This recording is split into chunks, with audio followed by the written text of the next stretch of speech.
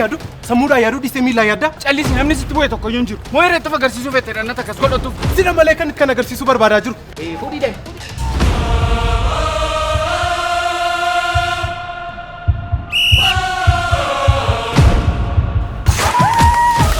yaadannoon galchii kanaa siifidha fakkeenyi isaa immoo jaalala kootiif jaalala keef dhufaata fakkeenya maali kubbaan gaafa marabii waliin wal argu onneen koo fonneen kee akka wal argettidha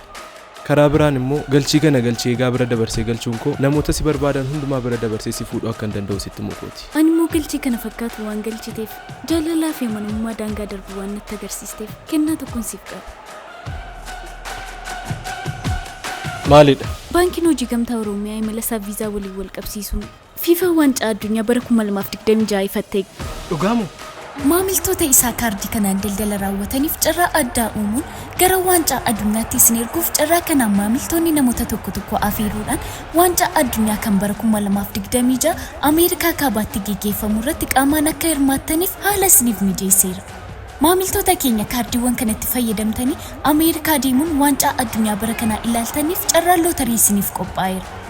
namoota carraa kana milkaan akkasumas namoota afeeramaniif tikeettiin balallii kan ittiin naqanii fi deebi'anii ittiin galan hoteelaa fi nyaataaf dabalatammoo baasiiwwan kamiif herregni isaanii kaffalameera. viizaa kaardii keenya fayyadamuun qarshii 1,000 irraa eegaltanii daldala bittaa fi gurgurtaa yoo raawwattan carraan Ameerikaa deemuun waancaa addunyaa daawwachuu keessanii olaanaadha.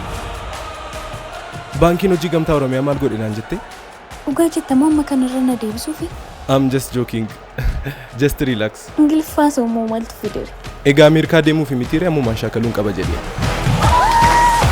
baankii hojii gamtaa oromiyaa